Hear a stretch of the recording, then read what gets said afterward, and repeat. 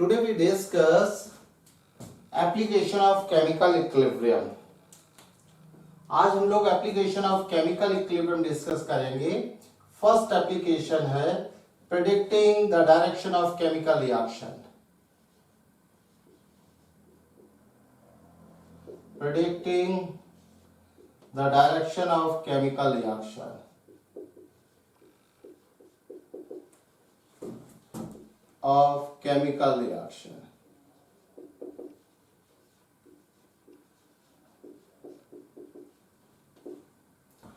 Direction of chemical reaction को predict हम लोग तीन केस बना के प्रेडिक्ट करने की कोशिश करते हैं. Case number 1, initially only reactants are present.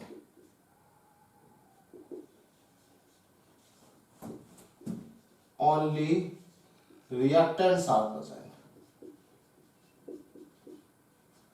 present.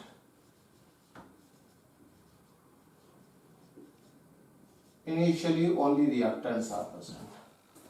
Suppose एक रिएक्शन है H2 gas plus CO2 gas. इससे बन रहा है H2O gas plus CO gas. Initially हमने इस रिएक्शन को स्टार्ट करवाया है T=0 पर केवल रिएक्टेंट से. इसका A मोलर कंसंट्रेशन है, इसका है B मोलर और ये 0,0. अभी रिएक्शन किधर जाएगी? तो यहां पर देखिए, हम लोग देखते हैं rate of forward reaction. Rate of forward reaction is equal to Kf multiplication of molarities of reactants H2 into CO2. Kf A into B. Similarly, rate of backward reaction Kb molarity of H2O molarity of CO. यहां पर ये 0 होगा. हमें पता है equilibrium पर दोनों rate equal होने चाहिए. दोनों रेट इक्वल कब होंगे? जब फॉरवर्ड रिएक्शन का रेट डिक्रीज होगा और बैकवर्ड रिएक्शन का रेट 0 से इंक्रीज होगा. इसका मतलब rate of forward reaction decrease होगा and rate of backward reaction increase होगा. अभी rate of forward reaction decrease कैसे हो सकता है? जब हाइड्रोजन और CO2 की मोलरिटीज डिक्रीज हो. इसका मतलब रिएक्टेंट डिक्रीज होगा एंड प्रोडक्ट इंक्रीज होगा. रिएक्टेंट डिक्रीज होगा एंड प्रोडक्ट इंक्रीज होगा. Rate of forward reaction decrease होगा, rate of backward reaction increase होगा. रिएक्शन किधर जाएगी? रिएक्टेंट डिक्रीज होगा, प्रोडक्ट इंक्रीज होगा, रिएक्शन फॉरवर्ड जाएगी. Reaction goes in forward action. Reaction goes in forward action.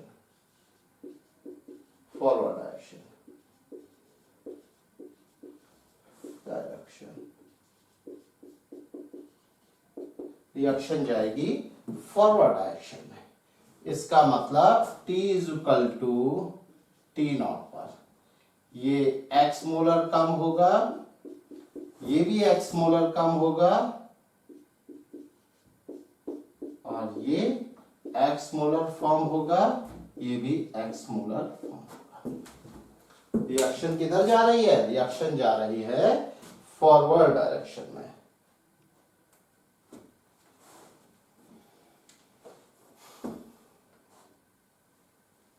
Case number 2.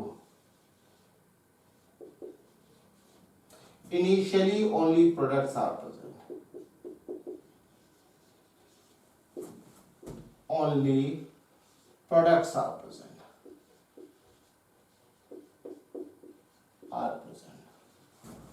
अगर initially product present होंगे, suppose CO2 gas plus H2 gas इससे बन रहा है CO gas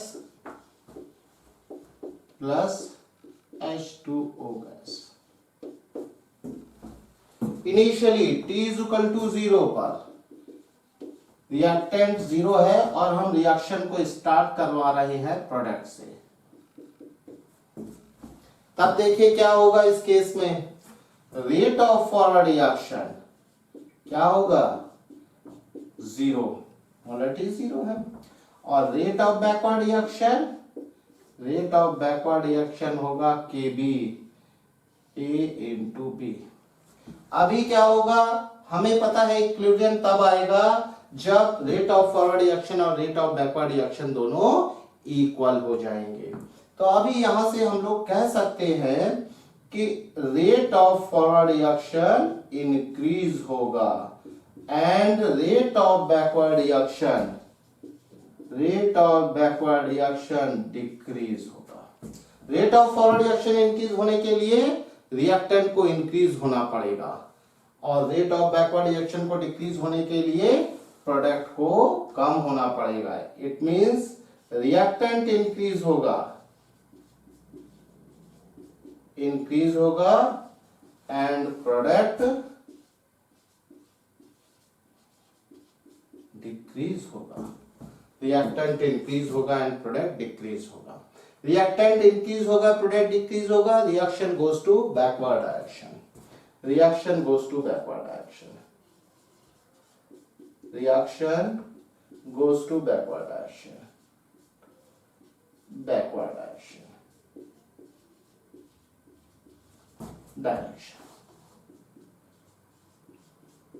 Reaction backward direction में होगी।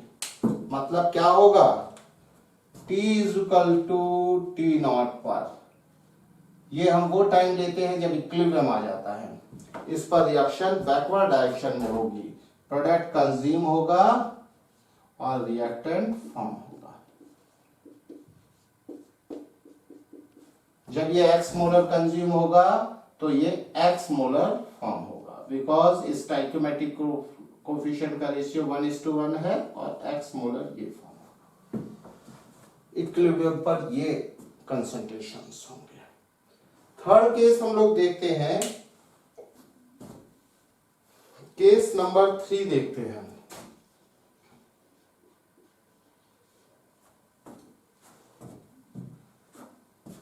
Initially reactants and products both are present. Initially reactants and products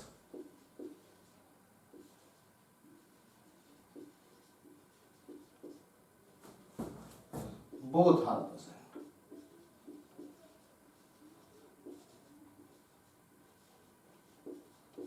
दोनों present हैं।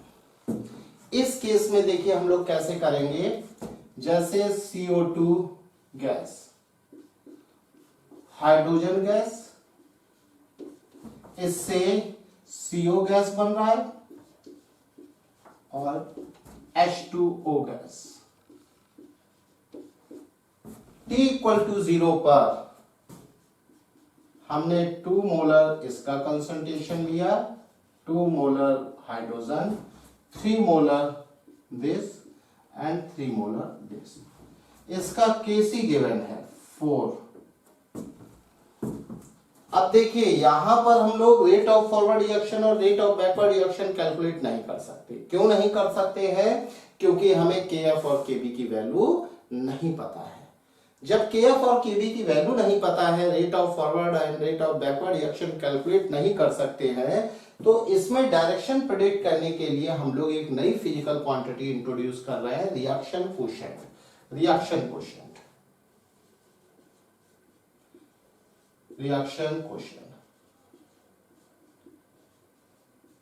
Q।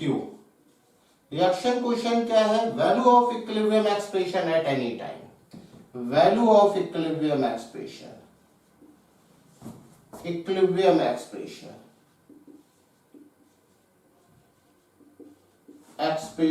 at any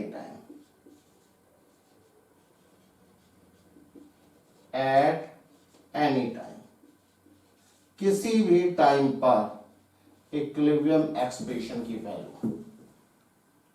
यहां पर Q क्या होगा, Q is equal to molarity of product CO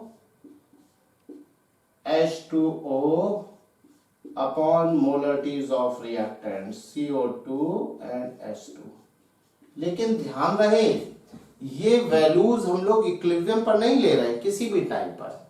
अगर वैल्यूज इक्विलिब्रियम पर होंगी तो Q Kc हो जाएगा, क्योंकि इक्विलिब्रियम पर इस एक्सप्रेशन की वैल्यू Kc के बराबर होगी। अब देखें if Q greater than Kc आया, Q ग्रेटर देन Kc आ गया। अब Q ग्रेटर देन Kc है, इसका मतलब क्या है, Q को डिक्रीज होना है। Q डिक्रीज होगा तभी तो Kc के बराबर इक्विलिब्रियम पर पहुंचेगा। और Q डिक्रीज कैसे हो सकता है, यहां पर Q को डिक्रीज होने के लिए इसे इंक्रीज होना पड़ेगा, इसे डिक्रीज होना पड़ेगा और इसको इंक्रीज होना पड़ेगा। न्यूमरेटर से डायरेक्ट रिलेशन होता है, डिनोमिनेटर से इनवर्स रिलेशन। जब ये डिक्रीज होगा तो ये डिक्रीज होगा, ये इंक्रीज होगा तो ये डिक्रीज होगा। ये क्या है, प्रोडक्ट को डिक्रीज होना पड़ेगा। प्रोडक्ट डिक्रीज कैसे हो सकता है, जब रिएक्शन बैकवर्ड जाए। इसका मतलब है प्रोडक्ट डिक्रीज होगा, प्रोडक्ट डिक्रीज होगा, कंसंट्रेशन ऑफ प्रोडक्ट डिक्रीज करेगा, reaction goes to backward, reaction goes to backward.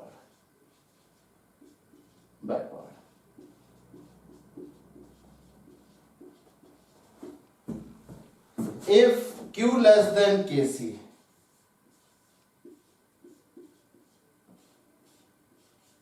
यहां से क्या होगा, Q इंक्रीज होगा क्योंकि उसे पहुंचना तो Kc तक है।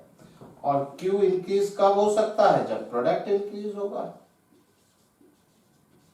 प्रोडक्ट इंक्रीज होने के लिए रिएक्शन को फॉरवर्ड जाना पड़ेगा, reaction goes to forward, goes to forward.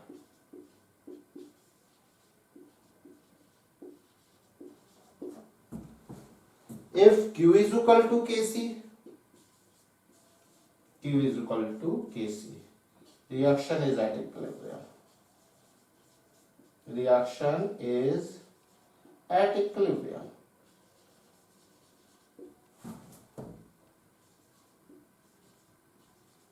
Reaction equilibrium पर होगी।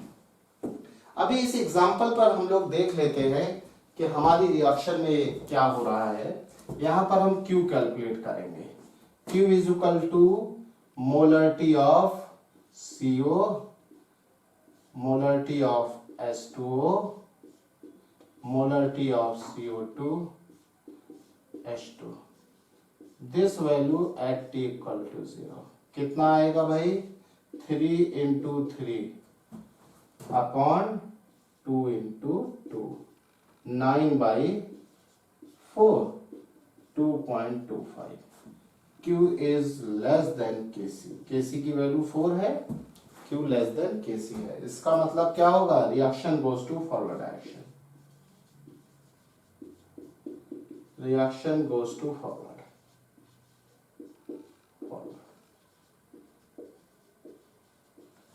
इक्विलिब्रियम पर देखिए क्या होगा, फॉरवर्ड डायरेक्शन में रिएक्शन जाएगी तो T equal to T naught पर 2 माइनस एक्स, एक्स मोल इसके कंज्यूम होंगे, इसके भी एक्स मोल कंज्यूम होंगे और ये एक्स मोल फॉर्म होगा, ये भी एक्स मोल फॉर्म होगा। यहां से हम लोग एक्स की वैल्यू कैलकुलेट कर सकते हैं।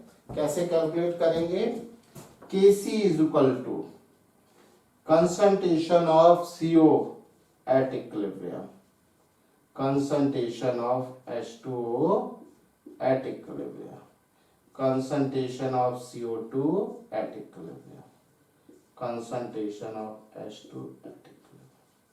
ये 4 है, ये है 3 plus x into 3 plus x, 2 minus x into 2 minus x। यहां से 2 is equal to 3 plus x upon 2 minus x, x is equal to 1/3। Equilibrium पर हम इसकी वैल्यू पुट कर देंगे, कितना आएगा 2 minus 1/3, 5/3 molar. Similarly here 5/3 molar, it is 3 plus 1/3, 10/3 molar. It is also 10/3 molar. Second application of equilibrium constant. Second application of equilibrium constant. Number 2, predicting the extent of reaction.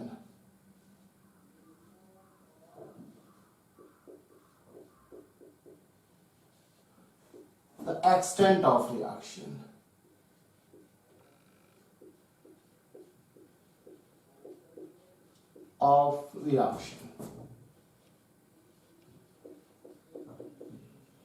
Predicting the extent of reaction.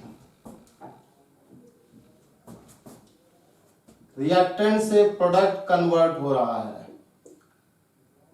Reactant से product convert हो रहा है, reversible reaction है। तो इस reaction में कितना extent में प्रोडक्ट फॉर्म होगा, इसके हम लोग यहां पर जज करेंगे इक्विलिब्रियम कांस्टेंट से। तो देखिए equilibrium constant Kc is equal to product का कंसंट्रेशन एट इक्विलिब्रियम,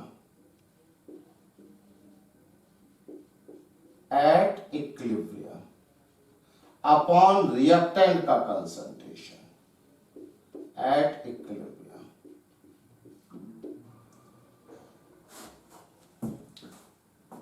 अब देखिए case number 1, Kc is very large। अगर Kc बहुत ज्यादा है, Kc is very large, मतलब suppose Kc greater than 10 to the power 3, Kc क्या होगा, product at equilibrium, product at equilibrium, product at equilibrium upon reactant at equilibrium, eight equilibrium. This value is greater than 10 to the power 3। यहां से cross multiplication करेंगे तो product at equilibrium,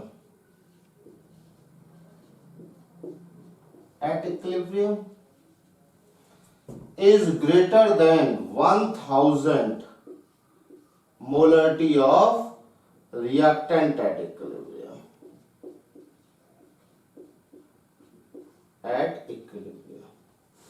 देखिए जब Kc का value 10 to the power 3 या उससे ज्यादा होगा तो प्रोडक्ट की मोलरिटी रिएक्टेंट की मोलरिटी के 1000 टाइम्स से भी ज्यादा होगी।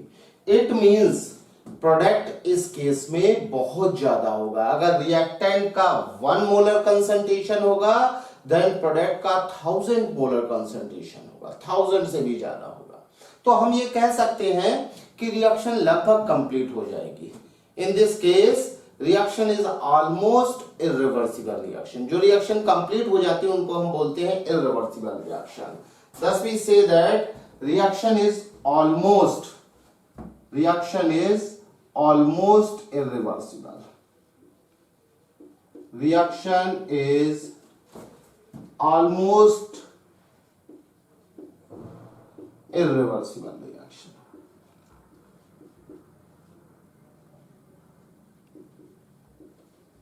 reaction। केस नंबर 2 अगर हम बात करें Kc is very low, अगर बहुत कम है let Kc less than 10 to the power -3। इसका मतलब Kc क्या होगा, प्रोडक्ट का concentration at equilibrium upon reactant का concentration at equilibrium. This value is less than 1/1000। Cross multiplication करेंगे तो यहां पर क्या होगा, रिएक्टेंट का concentration at equilibrium is greater than 1000 concentration of product at equilibrium। यहां से देखिए इक्विलिब्रियम पर क्या होगा, रिएक्टेंट का कंसंट्रेशन प्रोडक्ट के कंपैरिजन में बहुत ज्यादा होगा। हम ये कहेंगे रिएक्शन हो ही नहीं रही है, negligible reaction take place, negligible reaction take place.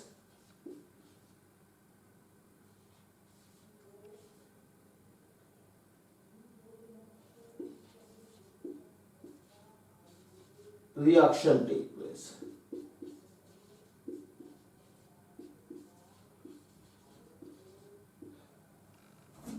Negligible reaction take place, बहुत कम रिएक्शन हो रही, नेग्लिजिबल रिएक्शन हो रही है। यहां से हम लोग अपने रिएक्शन के एक्सटेंट को कंक्लूड कर सकते हैं कि अगर Kc का वैल्यू 10 टू द पावर 3 से ज्यादा होगा तो हम ये मानेंगे रिएक्शन ऑलमोस्ट इरिवर्सिबल है। अगर Kc का वैल्यू 10 टू दी पावर -3 से कम होगा तो हम ये कहेंगे रिएक्शन निग्लिजिबल टेक प्लेस, मतलब रिएक्शन ऑलमोस्ट हो ही नहीं रही है, बिकॉज रिएक्टेंट इक्विलिब्रियम पर बहुत ज्यादा होगा और प्रोडक्ट बहुत कम होगा। देखिए हम लोग इसको यहां पर हम लोग अपने रिएक्शन को इस तरह से कंक्लूड कर सकते हैं।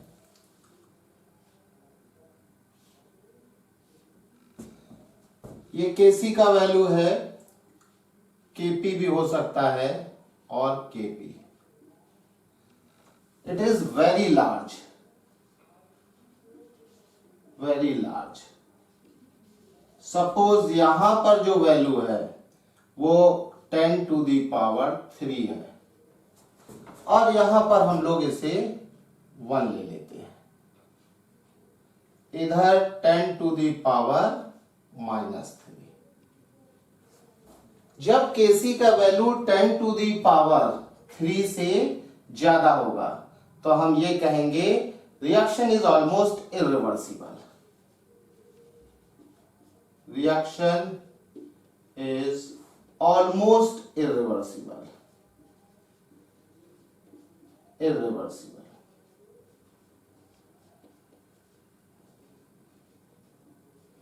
Reaction is almost irreversible. जब इसका वैल्यू 10 टू दी पावर -3 से कम होगा, Kp और Kc का वैल्यू 10 टू दी पावर -3 से कम होगा तो हम कहेंगे निग्लिजिबल रिएक्शन टेक प्लेस।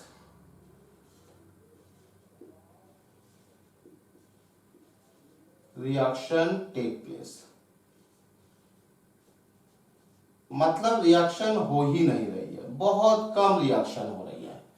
और जब वैल्यू 10 टू दी पावर -3 से 10 टू दी पावर 3 के बीच में होगा तो इस केस में reactants and product considerable amount में प्रेजेंट होंगे।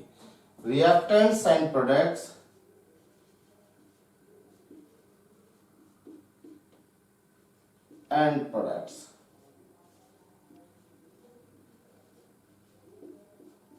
both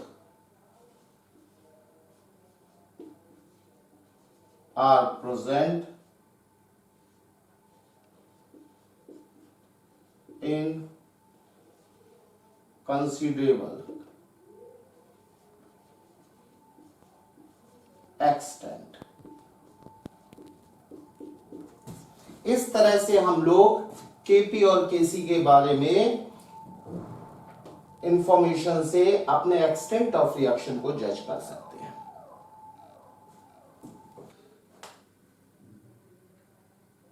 नेक्स्ट टॉपिक हम लोग देखते हैं properties of equilibrium constant.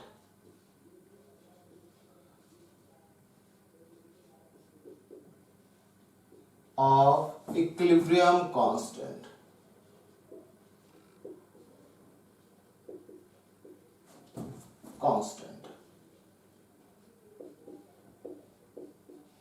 Properties of equilibrium constant.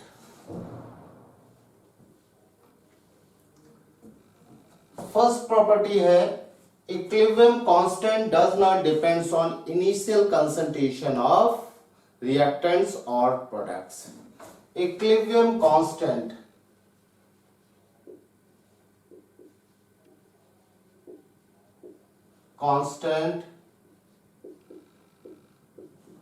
does not depend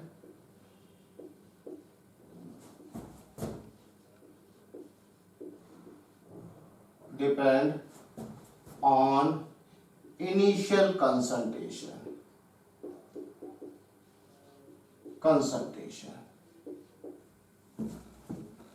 दूसरी प्रॉपर्टी है इसकी equilibrium constant does not depend on pressure of gas. Equilibrium constant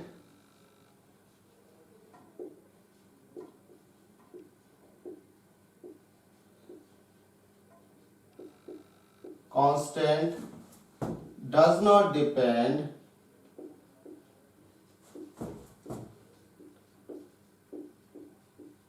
on pressure of gas.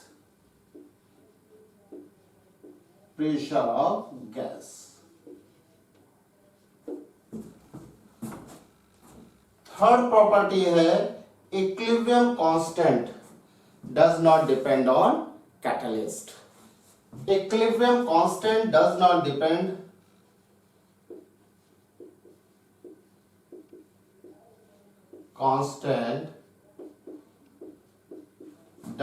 Depend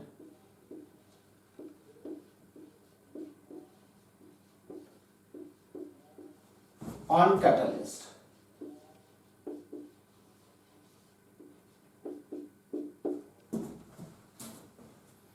fourth property है equilibrium constant reaction को reverse करने पर change हो जाता है. When we reverse reaction then equilibrium constant become reciprocal of initial equilibrium constant. देखिए जब हम रिएक्शन को चेंज करते हैं, जैसे रिएक्टेंट से प्रोडक्ट फॉर्म हो रहा है,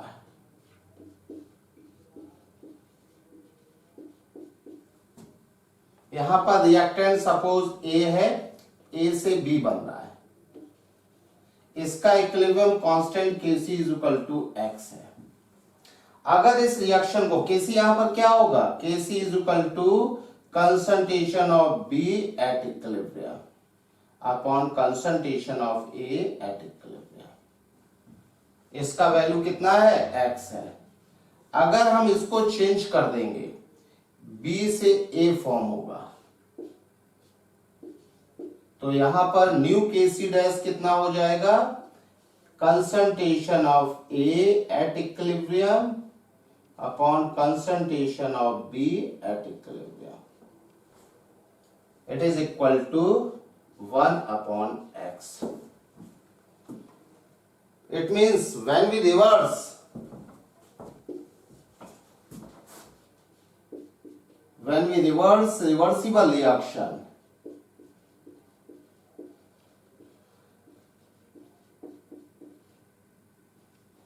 reversible reaction,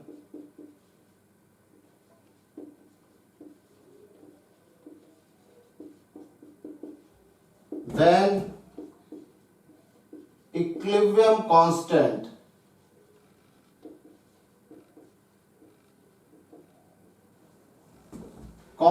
of new reaction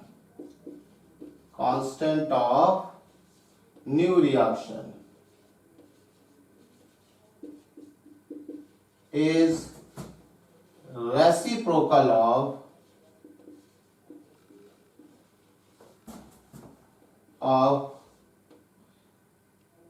Kc of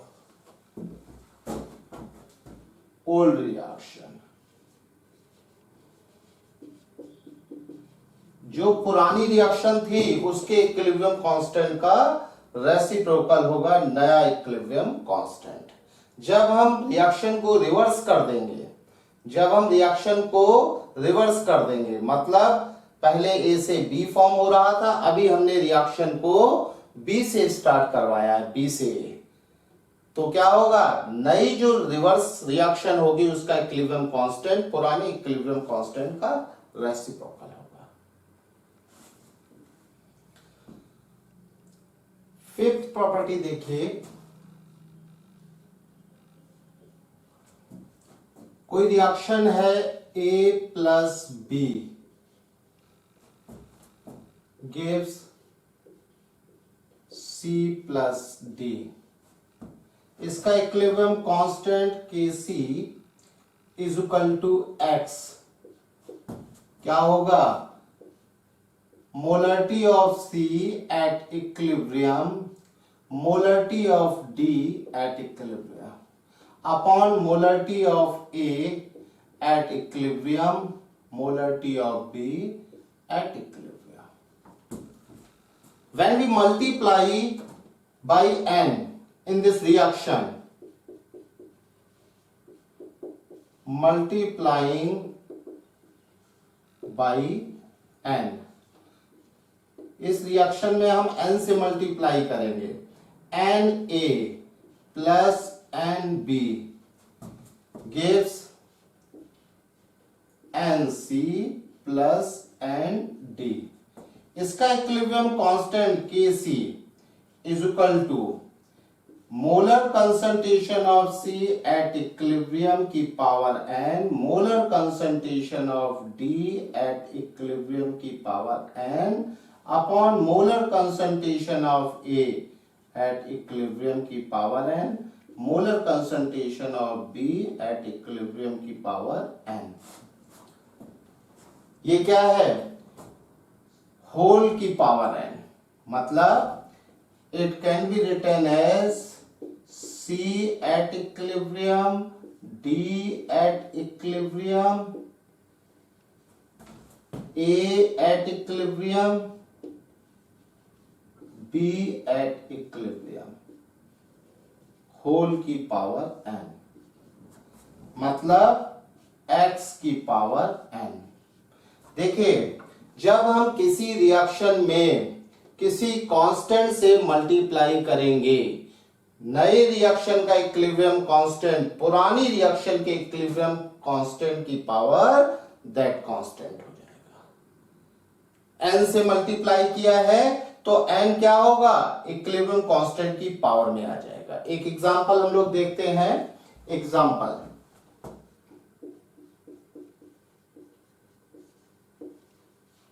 suppose N2 gas plus thrice H2 gas gives twice NH3 gas,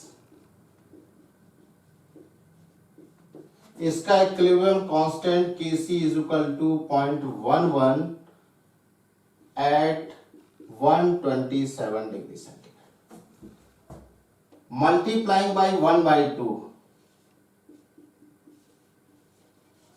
multiplying by 1/2। अगर हम 1/2 से इसमें मल्टीप्लाई करेंगे इस रिएक्शन में, तो ये 1/2 nitrogen N2 gas plus 3/2 hydrogen gas gives NH3 gas, इसका इक्विलिब्रियम कांस्टेंट Kc पुराने वाले इक्विलिब्रियम कांस्टेंट की पावर 1/2 होगा। किसी भी रिएक्शन में किसी कांस्टेंट से मल्टीप्लाई करते हैं तो जो रिएक्शन मिलेगी उसका इक्विलिब्रियम कांस्टेंट पुराने इक्विलिब्रियम कांस्टेंट की पावर दैट कांस्टेंट होगा।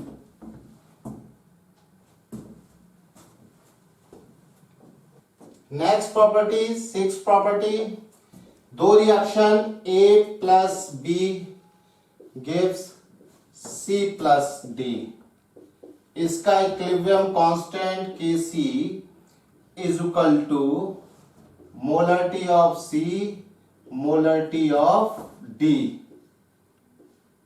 at equilibrium upon molarity of A at equilibrium, molarity of B at equilibrium. Suppose it is X. दूसरी रिएक्शन है C plus E gives F plus B. इसका equilibrium constant Kc. Molarity of F at equilibrium, molarity of B at equilibrium upon molarity of C at equilibrium, molarity of E at equilibrium. Suppose it is Y.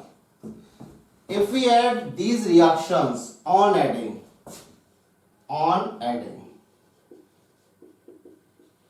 जब इस reactions को हम add करेंगे, C से C cancel हो जाएगा, B से B cancel हो जाएगा. Overall reaction A plus E gives D plus F. इसका इक्विलिब्रियम कांस्टेंट क्या होगा? Kc is equal to molarity of D at equilibrium, molarity of F at equilibrium. Molarity of A at equilibrium, molarity of E at equilibrium. It is multiplication of X and Y.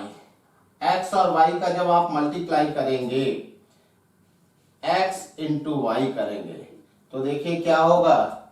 C at equilibrium, D at equilibrium.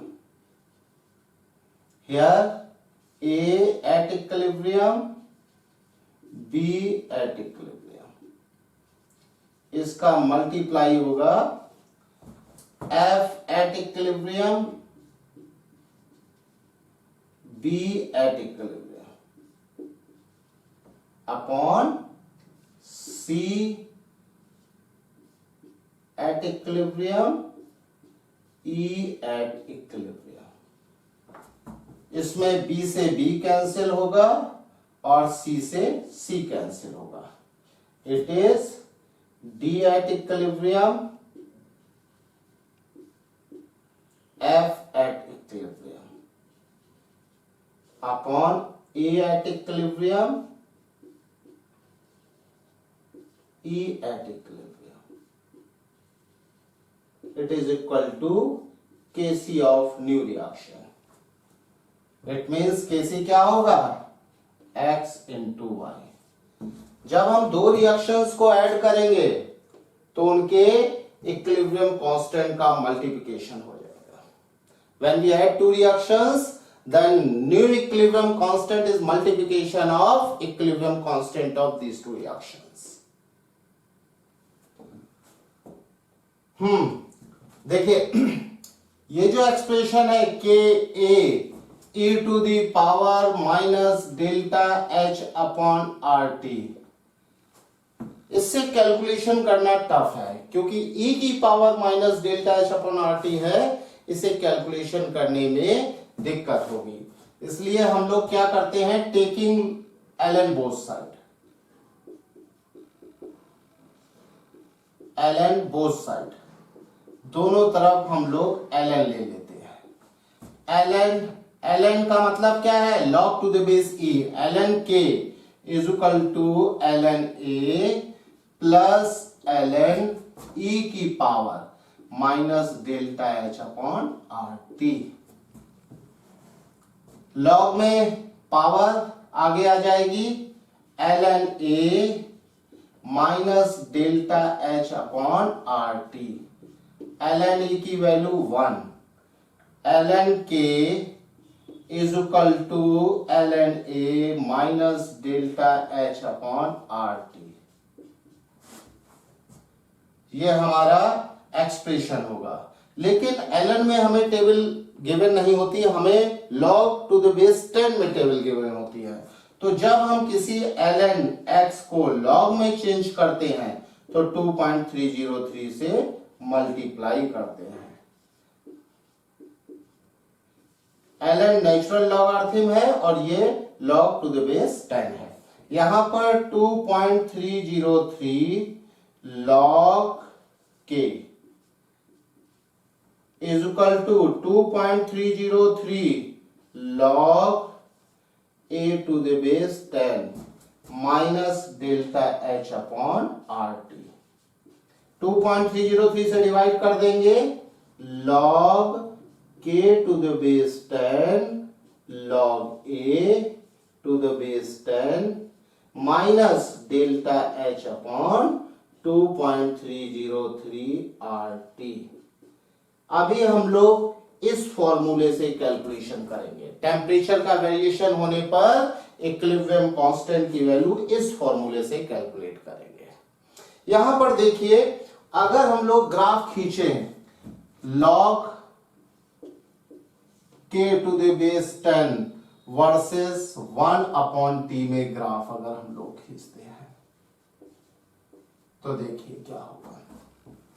यहां पर इसको हम log k to the base 10 को हम equivalent मान लेंगे y axis पर हम इसे कंसीडर कर रहे हैं। यहां पर 1 अपॉन t है और यहां पर log k to the base 10 है, इसे y और 1 upon t equivalent to x। Equation हमारी क्या हो जाएगी, y is equal to log a to the base 10 minus delta h upon 2.303 r और ये x। It is slope. Slope क्या होगा, स्लोप होगा slope is equal to minus delta h upon 2.303 r। ये स्ट्रेट लाइन की equation है। y is equal to mx plus c, slope है this और c इंटरसेप्ट है दिस।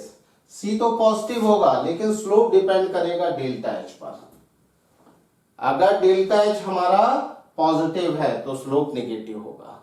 मतलब अगर डेल्टा h पॉजिटिव है, डेल्टा h पॉजिटिव कब होगा, एंडोथर्मिक के केस में। ये इंटरसेप्ट हुआ, इंटरसेप्ट होगा log a to the base 10 और एंडोथर्मिक के केस में ये नेगेटिव होगा। ये है for endothermic reaction. Endothermic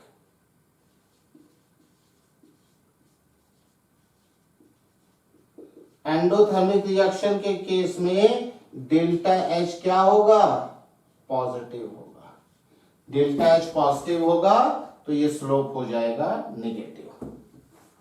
exothermic के केस में क्या होगा, एक्सोथर्मिक के केस में 1 अपॉन टी और log k to the base 10 में ग्राफ खींचेंगे। इंटरसेप्ट होगा log a to the base 10 और स्लोप क्या होगा, पॉजिटिव हो जाएगा। क्यों पॉजिटिव हो जाएगा, क्योंकि डेल्टा एच नेगेटिव है।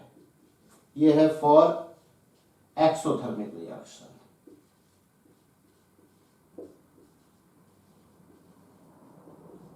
For exothermic reaction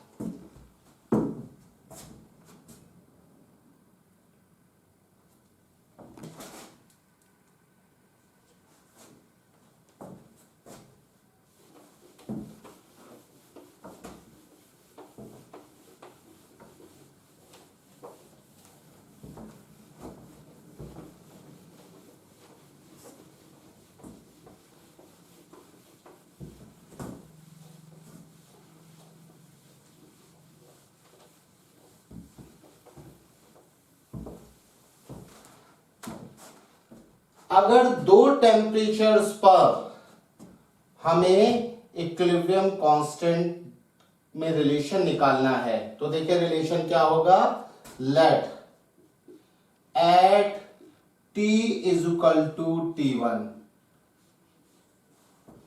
K is equal to K1 is equal to e to the power minus delta h upon r T1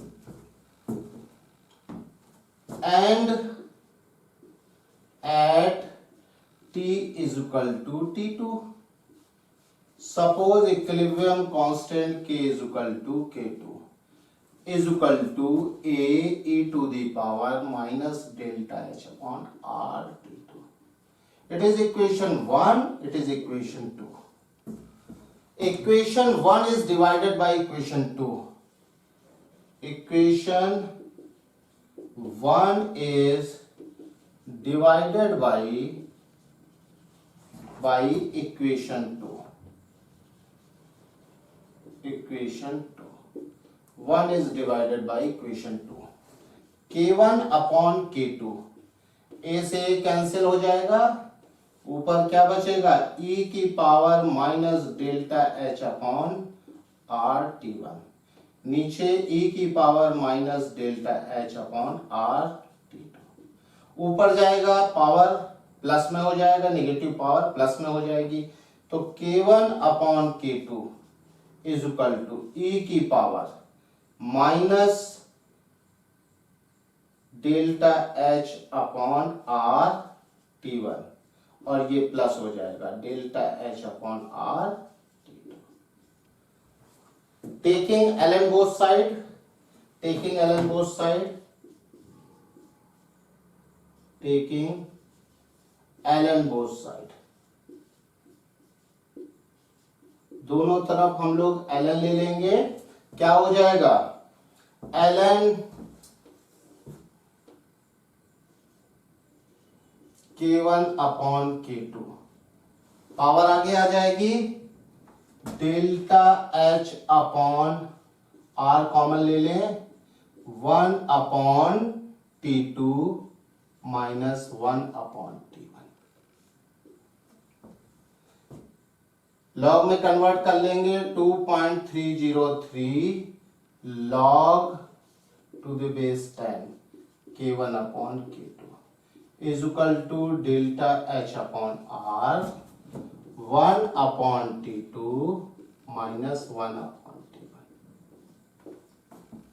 ये होगा log K1 upon K2 to the base 10, divide कर देंगे delta h upon 2.303 r 1 upon T2 minus 1 upon T1. It is relation between two temperatures and their equilibrium constants. जब कभी भी दो temperature और उनके इक्विलिब्रियम कांस्टेंट्स की बात की जाएगी तो उसमें रिलेशन होगा log K1 upon K2 to the base 10 is equal to delta h upon 2.303 r 1 upon T2 minus 1 upon T1. ध्यान रहे जिस टेम्परेचर का इक्विलिब्रियम कांस्टेंट ऊपर होगा उसका टेम्परेचर बाद में लिखेंगे और जिसका इक्विलिब्रियम कांस्टेंट नीचे होगा उसका टेम्परेचर हम लोग पहले लिखेंगे.